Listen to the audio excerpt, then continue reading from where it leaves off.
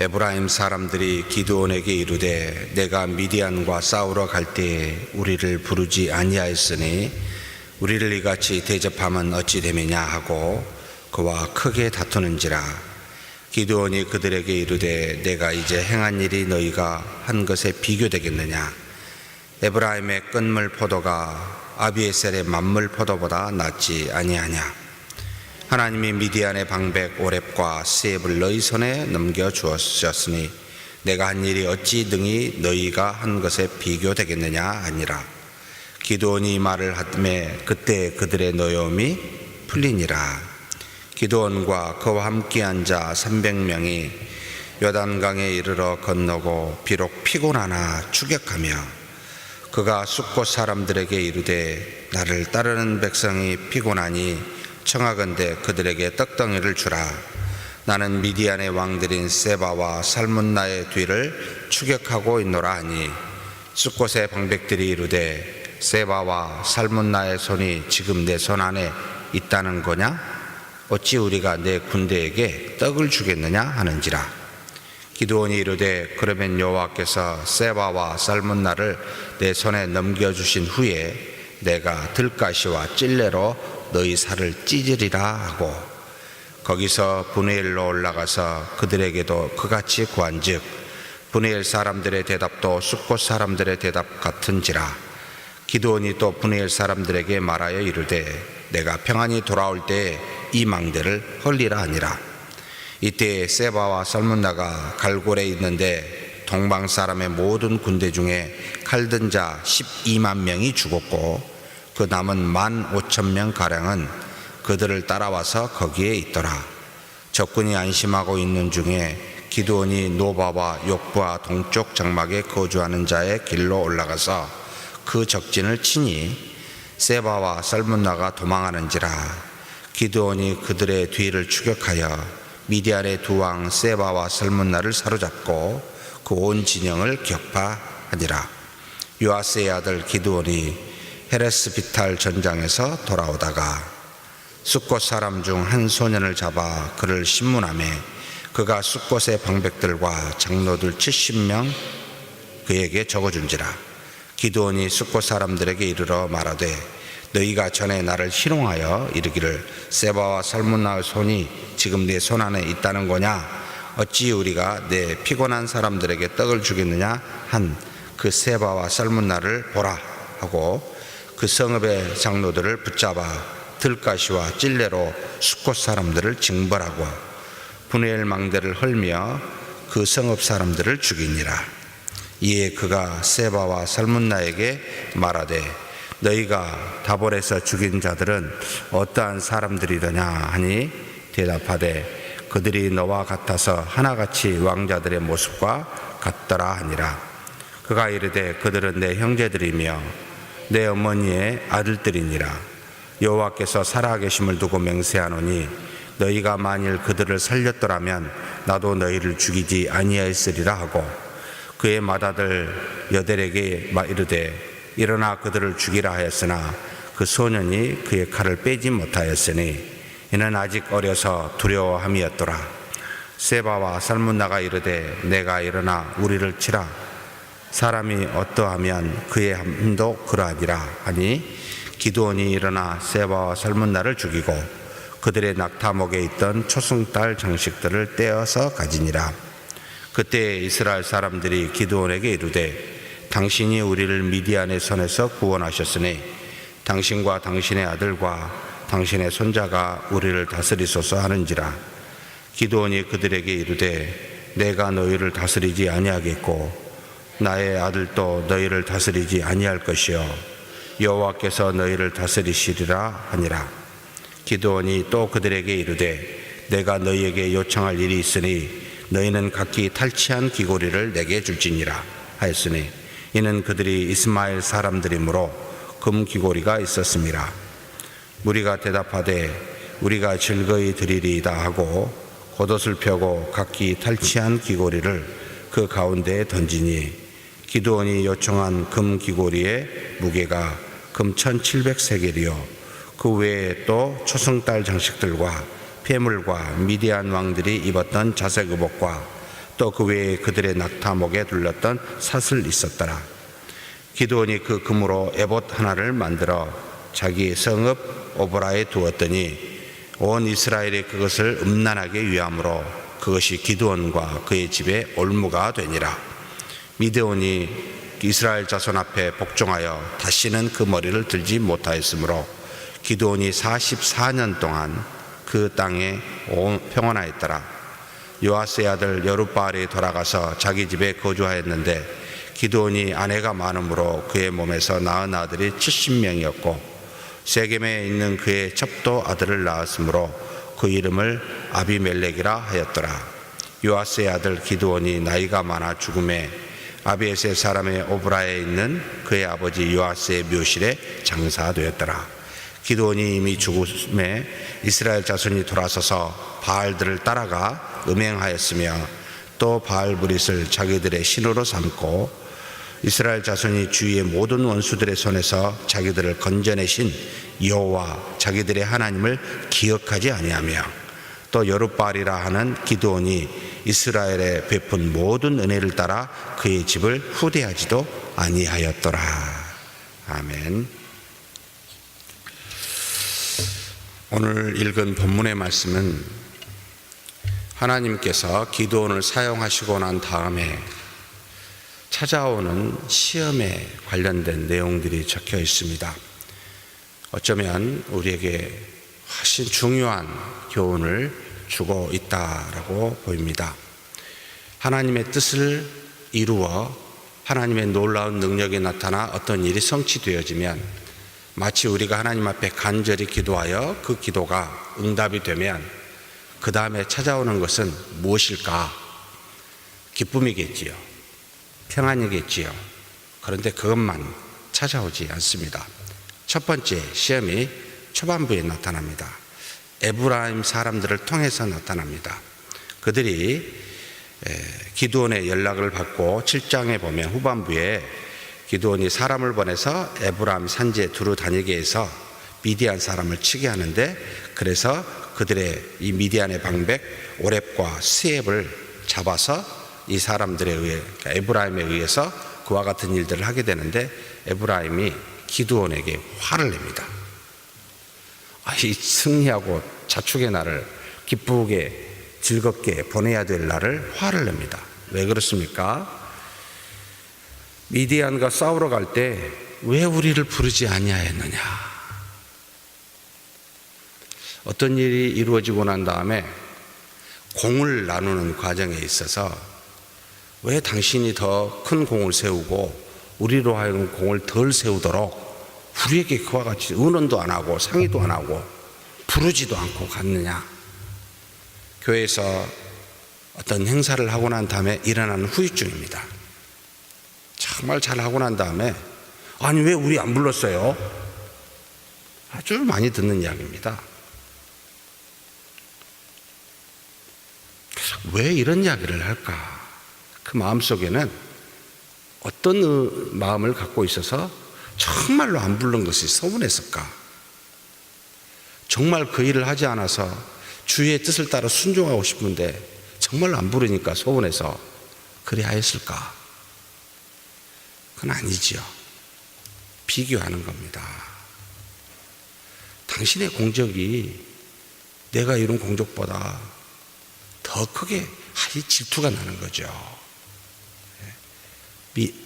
기드온이 곧바로 대답합니다. 내가 이제 행한 일이 너희와 비교되겠느냐? 에브라임의 끝물 포도보다 아비에셀의 만물 포도보다 낫지 아니하냐? 에브라임 그들의 마지막에 나오는 포도 별로 맛이 없는 거죠. 자신의 속한 지파 므낫세인데 므낫셋의 아비에셀 종족, 그 다음에 요아스의 아들 자신을 말하죠. 기드온. 자신의 집안에 가장 좋은 만물 포도와 비교되겠느냐? 훨씬 당신들이 더 낫다. 이렇게 칭찬을 합니다. 정말 그렇습니까? 하나님께서 기드온을 택하여 믿음을 주어 300명을 선출하여 정말로 여러분 무엇 가지고 나팔과 횃불 가지고 하나님이 그 미디안 사람을 죽이셨습니다. 칼로 죽인 게 아니었습니다. 자기들끼리 도대체 적군이 어디 있나 횃불을 들고 큰 소리 외치니까 진영에서 혼동이 되어서 자기들끼리 칼로 죽입니다. 밤 10시에서 2시 사이에 일어난 일입니다. 하나님이 그렇게 하셨죠. 정말 놀라운 일이잖아요. 믿음으로만 싸웠었던 이들이잖아요. 그런데 기드온의 마음에 그들의 화내는 에브라임 지파의 사람들을 보고 이야기합니다. 그래, 당신이 더 낫다고. 참 대단하죠. 너희들이 한 게 뭐라고 꼬작 두 사람 방백 잡았다고 자랑하는 거냐고 나무라지 않고 오히려 세웁니다. 다툼을 가지고 온 사람들에게 세워주는 미디안도 기드온도 우리가 배워야 될 자세이기도 합니다. 그러나 어찌되었든 무슨 일을 하고 난 다음에 우리 도토리 키재기 좀 안 했으면 좋겠다. 무슨 일인지 들었으면 그 일에 가서 묵묵히 하나님의 뜻을 따라 순종하여 하나님의 영광을 드러내는 데 전념해야 되는데 누가 더 많은 영광을 나타내고 누가 더 높은 지를 찾아내는 그와 같은 일은 좀 안 했으면 좋겠다. 근데 꼭 이 일들이 교회 안에서도 일어납니다. 그들의 노염을 풀고 돌려보냅니다. 놀라운 일은 그 다음에 나타납니다. 기드온과 300명이 쉬지 않습니다. 그 일들이 끝났으면 이제 좀 쉴만한데 안 쉽니다. 그와 함께한 300명이 요단강에 이르러 비록 피곤하나 추격한다라고 4절에 이야기하고 있습니다. 참 믿음의 사람의 모습이 너무나 다릅니다. 우리하고. 피곤하나 추격하여 그 일을 완성하는데 누구를 추격합니까? 미디안의 왕들인 세바와 살문나를 추격하고 있습니다. 얼마나 배고파고 피곤했는지 이방 땅에 있는 숫곳이라는 곳에 요단강 동쪽편입니다. 물론 거기는 지금 현재 므낫세 반지파 자신의 종족이기도 하겠죠. 네? 그 차지하고 있는 숫곳의 방백들에게 이야기합니다. 떡 좀 달라고, 배고프다고. 뭐라고 이야기합니까? 숫곳 방백들이 세바와 살문나 네 손에 있냐? 추격한다고 콕짝 300명 가지고 웃긴 거지요. 그들의 300명을 데리고 왕을 추격하고 있다고 하니까 네 손에 있느냐? 놀리는 겁니다. 웃긴 소리 그만하라는 거죠. 도울 수도 없다는 뜻입니다. 하나님의 뜻을 따라 믿음으로 행하는 사람에게 참 초라해요. 뭐 저게 있다고 쉽게 무시하는 인간의 마음입니다.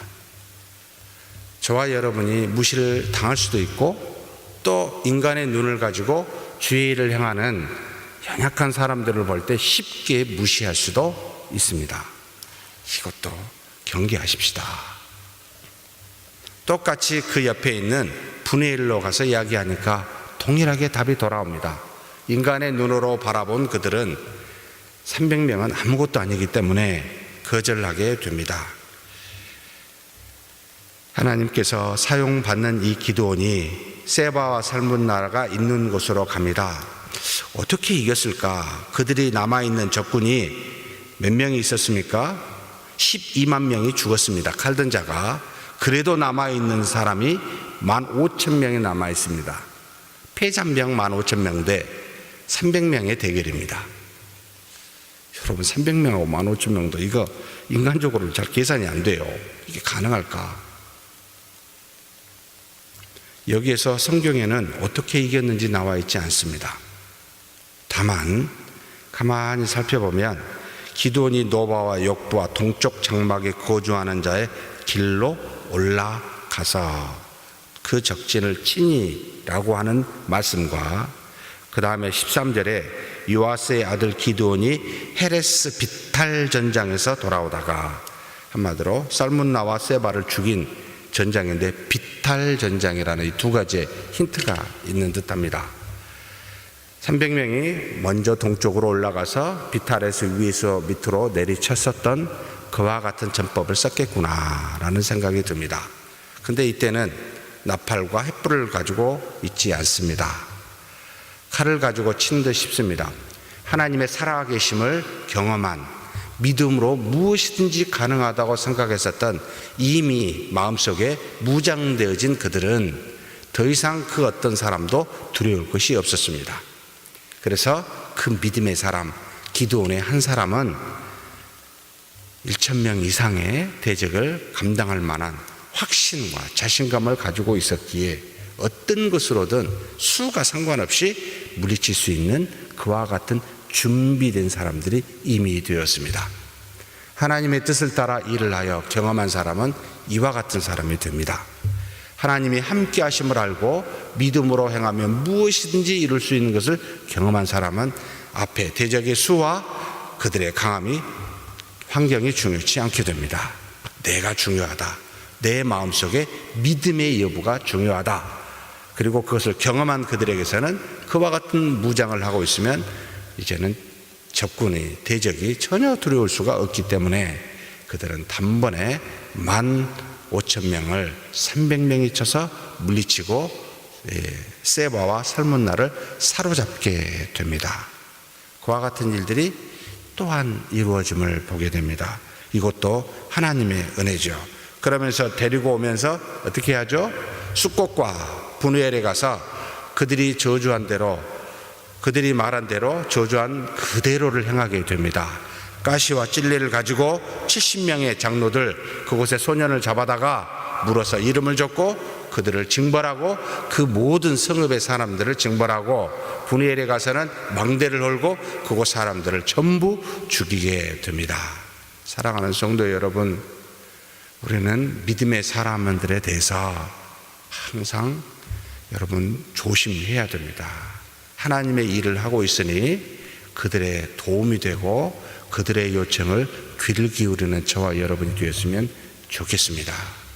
하나님이 대신하여 사용한 사람들이니 겉모습만 보고 수의 적음만 보고 또는 연약한 모습만 보고 무시하지 마시고 그들이 하나님의 뜻을 따라 무언가를 요청할 때 경청하여 주의 일에 동참하는 저와 여러분이 되었으면 좋겠습니다. 아니하면 나중에 이와 같은 징계를 받는다라는 것도 기억했으면 좋겠습니다.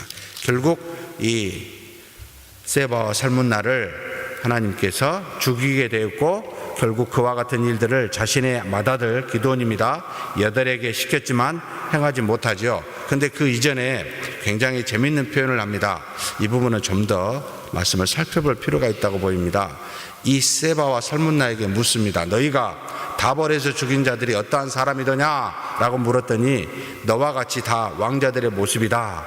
이 다볼은 이사갈의 위쪽, 그러니까 이사갈 위쪽 가나안이 아니고 갈릴리 바닷가 바로 밑에 쪽에 이사갈의 영토의 위쪽에 위치한 곳인데 이곳에 미디안 왕들이 가서 쳐 죽였는데 지금 이 사람들은 므낫세 지파예요.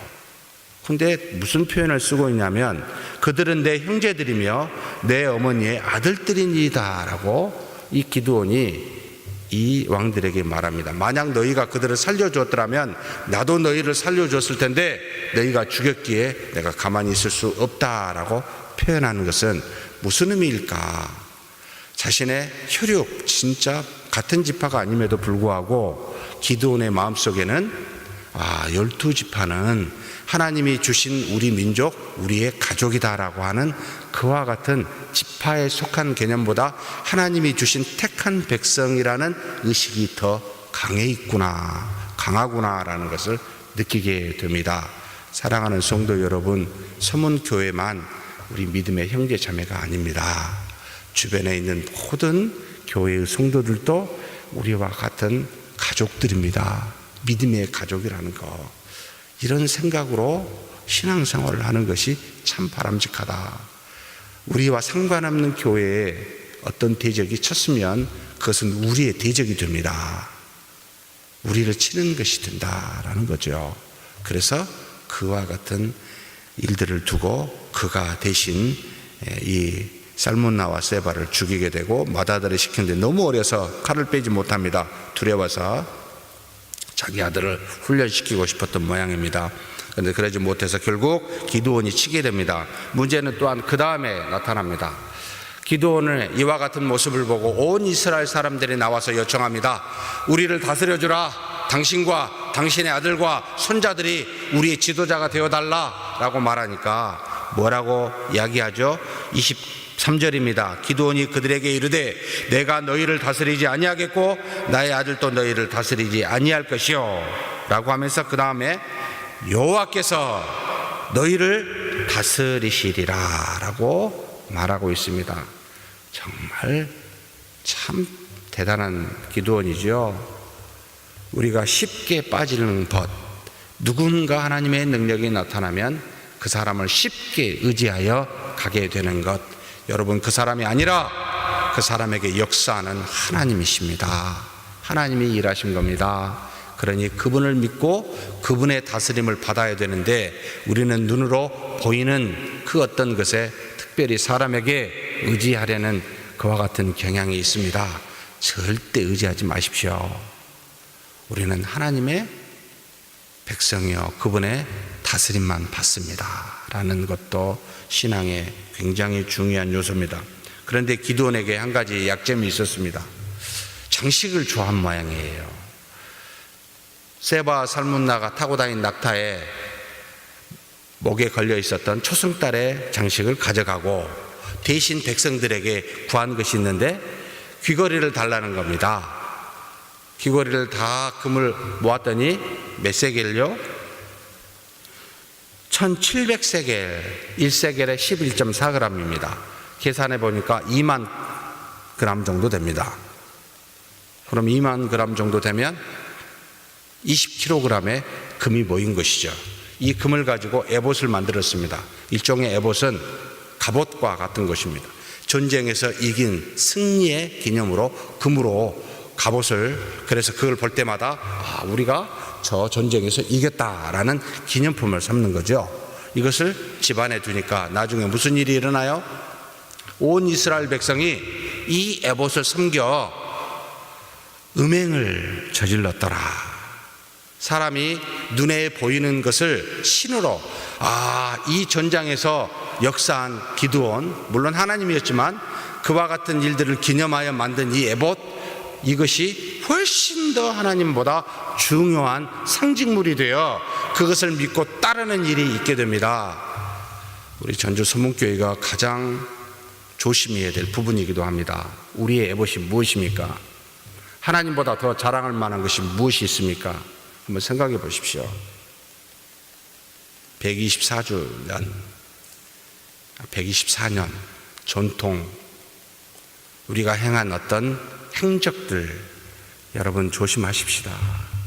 이것이 우리 에봇이 되면 누군가 하나님보다 더 이것을 따르어 하나님 말씀보다 더 전통을 따르는 어리석음에 범하게 됩니다.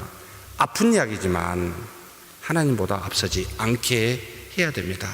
우리의 전통을 존중해야 되지만, 좋은 전통을 이어가야 되지만 하나님 말씀보다는 절대 앞세워서는 안 됩니다. 하나님보다 앞세워서 안 됩니다. 이것이 뒤에 기드온의 집안에 올무가 되니라 라고 성경에 기록합니다. 하나님이 주신 은혜가 도리어 올무가 될 수도 있음을 기억하시라. 왜요? 하나님보다 이것을 더 중시 여기게 되면. 기드온이 죽습니다. 많은 사람이 여호와를 떠납니다. 그래서 바알 여릿이라는 것을 따르게 됩니다. 계약의 신, 그대로 음행을 따라 다시 바알로 여기게, 바알의 신을 따라 범죄하게 됩니다. 그리고 기드온의 모든 은혜를 잊어버리고 그 집을 후퇴하는 것도 멈추게 됩니다.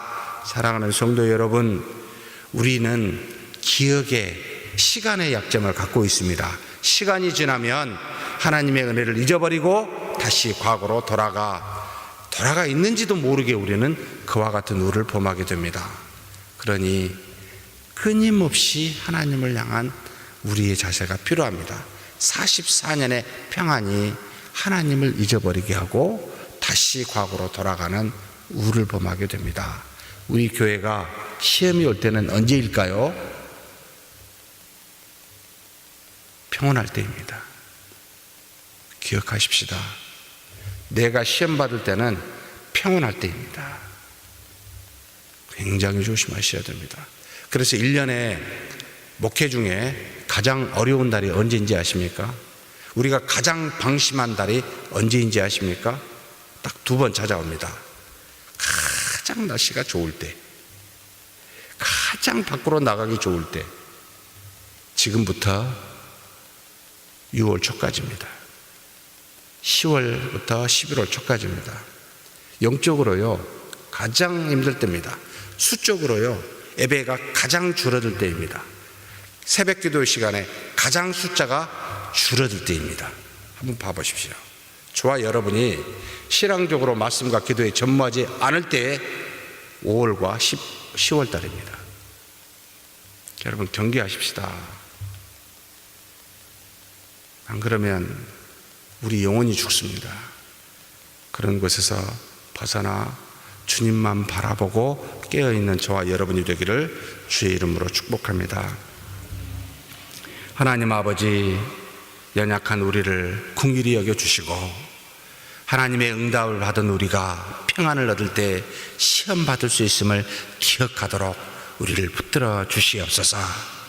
주의 은혜가 있으면 다툼을 일으키게 되고 평온하게 되면 다시 과거로 돌아가며 또한 연약하고 없는 것을 보거든 하나님의 뜻을 무시하는 그런 우리임을 생각하여 날마다 깨어 하나님께 기도하는 저와 우리 모두가 되고 하나님께 나아가는 하나님의 백성 되도록 복을 내려 주시옵소서.